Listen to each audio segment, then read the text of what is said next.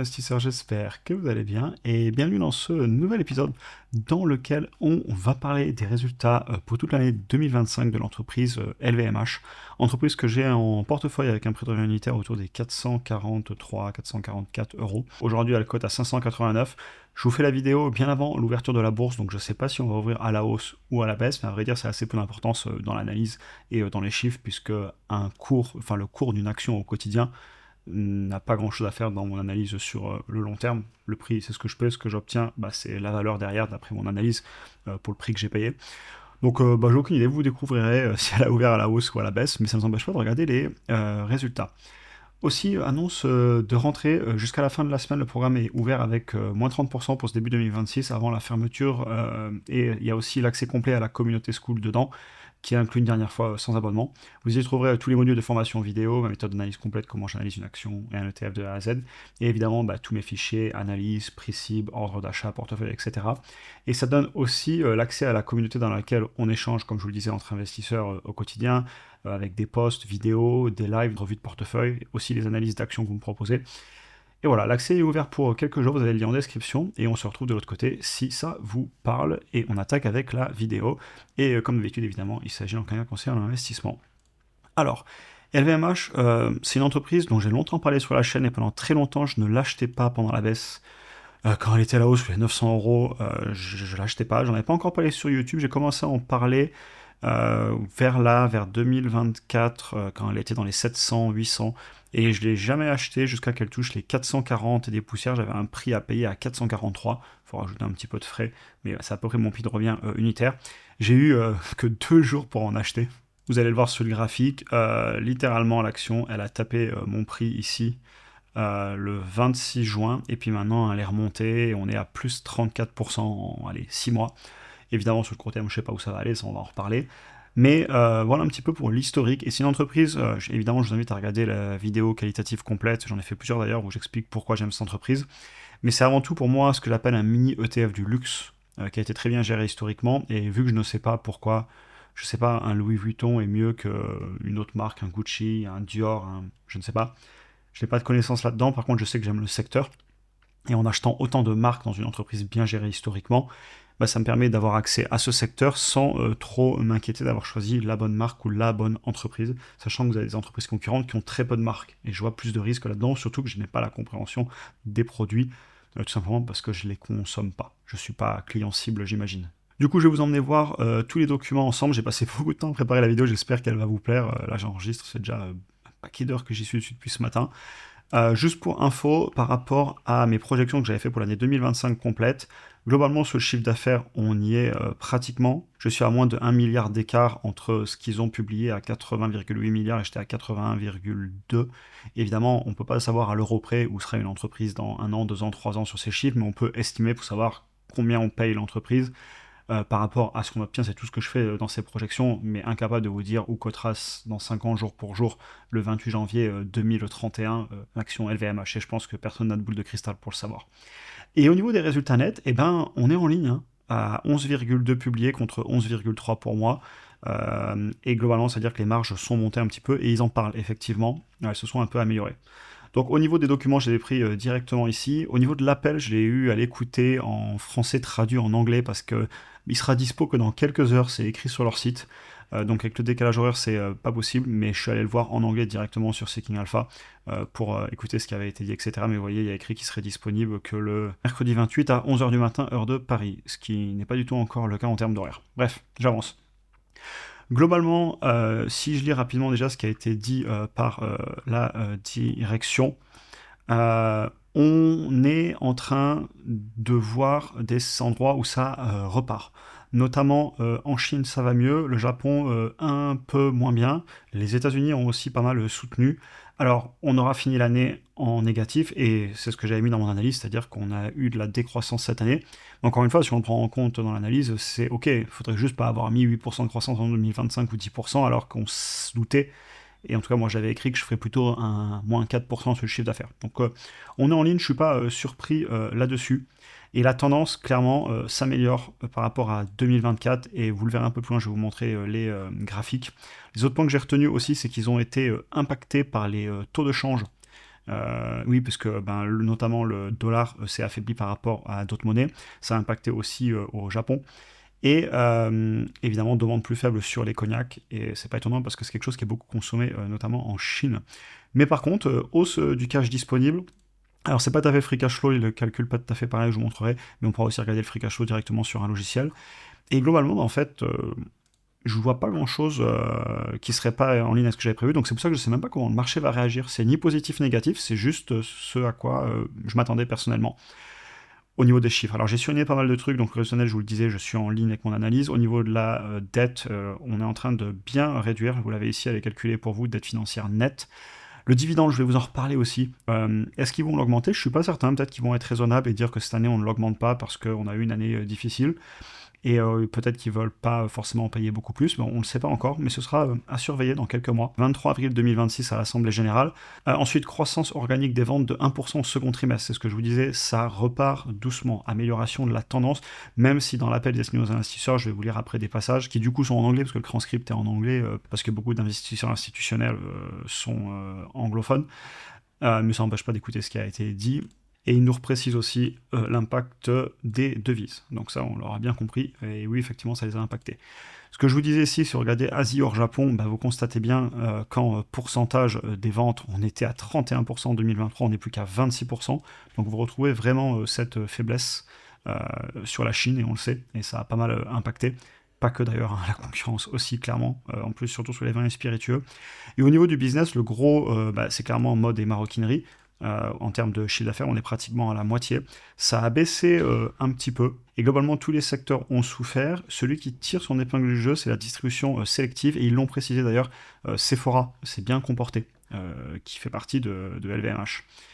Au niveau des cognacs, alors là, qu'on s'en doute, ça baisse fort. On en a parlé encore une fois, Chine, et vous retrouvez ici aussi les volumes vins et spiritueux, où effectivement, ça, vous voyez, en France, ça monte en Europe, ça monte aux États-Unis, ça monte au Japon, ça monte dans les autres marchés, mais ça ne monte pas en Asie hors Japon. Donc oui, il y a d'autres pays en Asie hors Japon, mais bien évidemment, entendez par cette ligne impact de la Chine, où le consommateur va très mal, et ça fait plusieurs années que ça va mal, ça fait plusieurs années que je le dis, j'y ai passé pas mal de temps, on le voyait déjà venir à l'époque, et là c'est compliqué entre l'immobilier, etc. Bref. C'est un sujet pour une autre vidéo. Voilà, ensuite je voulais regarder vous les documents en bas, je voulais juste voir avec vous la trésorerie. Les stocks aussi. Il les gère bien, il y en a moins qu'en 2023 et moins qu'en 2024, donc ça c'est une bonne chose à voir. Et je voulais aussi voir avec vous la trésorerie, je crois que je l'avais annoté beaucoup plus bas dans le document, j'ai passé sur pas mal de documents ce matin, non, c'est pas surligné, j'ai dû aller trop vite. Je vais le chercher. Ok, j'ai retrouvé ma page. Vous avez bien la variation de trésorerie ici, issue des opérations. Vous avez les investissements, les capex ici. Le dividende versé qui peuvent très largement payer. Vous pouvez faire à la calculette le free cash flow, vous retrouverez les 14 milliards et des poussières que vous avez aussi sur la plupart des logiciels en ligne. D'ailleurs, je peux vous le montrer en 12 mois glissants. Ils sont ici. Vous voyez les 14 et des poussières. Et il vous les calcule aussi dans le document, je suis entre toutes les pages, voilà, cash disponible d'exploitation, ils sont à 11 milliards, mais c'est parce qu'ils incluent dans le remboursement des dettes locatives. D'ailleurs, c'est un truc à prendre en compte, c'est que ces entreprises, souvent, elles reportent, là du coup, c'est le document pour la France, le rapport annuel, mais à savoir aussi qu'il y a des comptabilités, en tout cas moi celle que je regarde tout le temps, c'est la américaine, hein. Et vous retrouvez toujours les chiffres, mais c'est une gymnastique à faire. Et personnellement, donc voilà. Bon, dans tous les cas, le free cash flow permet de payer le dividende, hein. C'est ce qu'il faut retenir de ce passage. Et puis après, vous avez la présentation qui est un peu plus esthétique, où il vous répète globalement les mêmes infos, hein, le chiffre d'affaires, le cash flow disponible, qui nous ont précisé ici. J'avais aussi entouré l'effet de change, vous voyez ici, hein, clairement qui impacte, et la croissance organique, elle est moins en baisse, entre guillemets. L'Asie, 28% en 2024 contre 26%, ça continue à baisser. Mais on le sait. Et ils en parlent, et ils s'en cachent pas, et c'est d'ailleurs pour ça, on va aller du coup regarder les commentaires de la direction. Alors déjà, il démarre en faisant une blague, Bernard Arnault, le PDG. Il dit je pense qu'on va passer l'hiver, même si certains journalistes sont inquiets. Oui, ils vont survivre. Il précise que 2026 ne sera pas simple non plus, mais une chose à la fois, déjà, il faut parler de 2025 qui est fini. Il précise que le deuxième semestre était plutôt positif, et oui, on le voit, que ça ralentit moins, même que ça repartait dans certaines zones géographiques. Et après, il nous parlait aussi, à un moment, c'était marrant, parce qu'il nous parlait de géopolitique, il nous parlait d'impôts. Ah oui, il y a eu un impact aussi sur les impôts. Je l'avais surligné quelque part, mais globalement, alors que globalement le chiffre d'affaires a baissé et le résultat opérationnel a baissé, les impôts entre 2023 et 2025, on est grosso modo sur la même chose. Bah, vous l'avez ici, vous mettrez la vidéo en pause, vous regarderez. Et justement, il en parlait dans l'appel, il disait il y a quand même beaucoup de doutes et d'incertitudes entre la géopolitique, les crises, on peut penser à la Chine où ça va mal, et le fait de taxer les entreprises qui, au final, peut amener à du chômage. Il dit noir sur blanc en français. Là, j'ai le transcript en anglais et puis c'est traduit par, je pense, une IA ou quelqu'un qui en parle, mais je peux pas avoir le replay officiel pour vous le jouer, il sera dispo que dans quelques heures. Pour 2026 et 2027, je vais toujours mettre des croissances faibles. On n'a pas de prévision, ils nous ont pas dit ce qu'ils pensaient faire en 2026, ils sont très prudents. Je vous ai mis un petit 2%. J'aurais pu rester à 0, mais voilà, on voit déjà que ça repart sur le deuxième semestre, etc. Peut-être aussi que le taux de change ira dans le bon sens ou dans notre faveur cette fois, ça on peut pas le prévoir. Et encore une fois, vous voyez, quand je fais une projection, comme celle que j'avais fait là à l'époque où j'étais un prix à payer à 443 et j'ai fait le mettre à jour, globalement, à 1% près, ça changera pas grand-chose. Si on est globalement à un bon prix à payer par rapport à où on pense être dans 5 ans, l'important, c'est juste de payer le bon prix par rapport à ce qu'on obtient et surtout par rapport à nos convictions et notre analyse. Mais je peux pas être précis à la virgule près. D'ailleurs, vous voyez, j'étais pas loin du chiffre d'affaires et du bénéfice, mais j'y étais pas parfaitement. Et c'est pas grave. Et donc voilà. Bon, la vidéo est déjà assez longue. Je sais pas si on va repasser sur tous les éléments financiers. On va quand même regarder rapidement. Vous voyez, ils peuvent bien payer leurs dividendes, ils rachètent des actions, ils remboursent aussi de la dette. Ça, ils nous ont écrit au niveau de la dette nette. Et alors, le logiciel n'affichera pas le dernier semestre, mais on sait qu'ils avaient commencé à s'y attaquer, notamment la court terme, vous le voyez ici, et même la long terme, elle avait déjà fait un premier point où ça avait baissé, et il continue. Il y a du cash en stock. Vous retournez voir les autres vidéos qui sont plus analyse, alors que là, c'est vraiment débriefer les résultats. Mais globalement, c'est une entreprise qui est historiquement très bien gérée, que je voulais depuis longtemps en portefeuille. Et que j'ai pu acheter là ici en juin, vous le voyez au niveau des ratios de prix, hein. On était venu taper des 17 fois les bénéfices, 16 fois les free cash flow. Aujourd'hui, on est remonté sur du 20 et 26. Mais payé au bon prix, en tout cas ce que j'estime être un bon prix, hein, chacun aura son analyse. Peut-être que pour certaines personnes, la payer 589 c'est ok. Personnellement, je suis plus bas.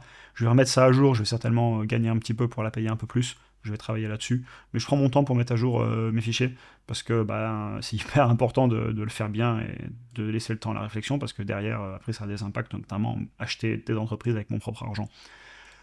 Voilà un petit peu ce qui nous amène à la conclusion.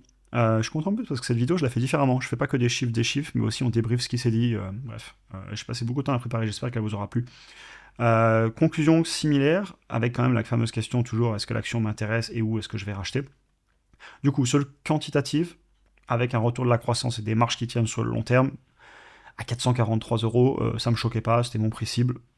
Il va peut-être monter un peu, je vais faire le travail, mais je vais pas me mettre à la payer à mon avis 590. J'en fais tellement de fichiers, j'ai tellement l'habitude que même si je rajoute un peu de croissance en 2026 et que je vais tirer jusqu'à 2031 pareil au niveau de mon pointeur rouge ici, ça va me faire gagner un peu, mais voilà, j'ai pas encore le prix exact. Mais je pense qu'on est un peu haut.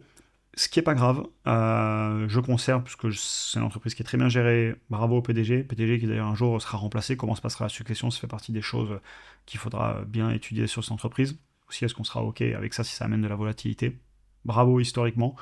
Clairement, ça pourrait baisser à nouveau. Comme je vous disais au moment de l'enregistrement, j'ai aucune idée de si on va ouvrir à la hausse ou à la baisse. J'ai pas les pré-marchés. Je peux pas le prédire et c'est pour ça que j'utilise toujours ma petite stratégie au final de rester rationnel autant que possible.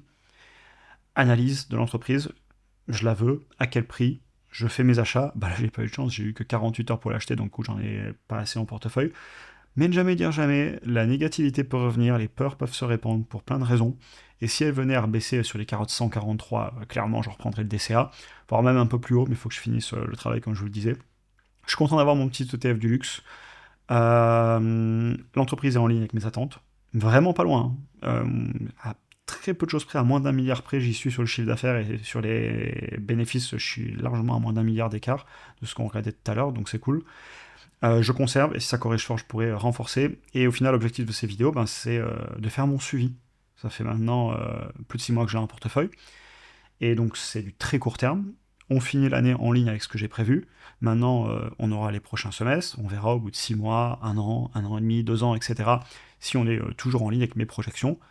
Et j'ai aucune raison de vendre. L'entreprise ne m'a pas donné de raison de vendre. La seule raison qui pourrait me forcer, c'est si un jour elle venait à exploser et que la ligne est trop petite en portefeuille, ou alors je ferai un suivi moins intense. Mais il n'y a pas de raison à ce jour. Donc là, je vous finis cette vidéo, je vous la poste. Après, je m'en irai faire les projections. D'ailleurs, j'en parlais l'autre jour, évidemment, quand il y a des publications, des fois, je mets quelques jours à mettre à jour. Je suis pas pressé, même si c'est 48-72 heures. Voilà, je ne vais pas réagir de façon émotionnelle au mouvement d'une action. Je préfère prendre le temps pour faire mes analyses. C'est vraiment le nerf de la guerre. Et ben écoutez, j'espère que la vidéo vous aura intéressé en tout cas. Bravo à eux, parce que dans un moment très difficile, ils arrivent à bien communiquer, à ne pas cacher les choses, à toujours partager leur trésorerie. Ils la calculent même pour vous, de façon en plus un petit peu moins avantageuse que s'ils le faisaient juste avec le cash d'opération moins les capex.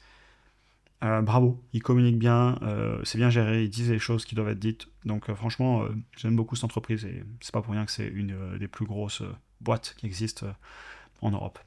Je vous souhaite une excellente journée à tous et à très bientôt pour un prochain épisode.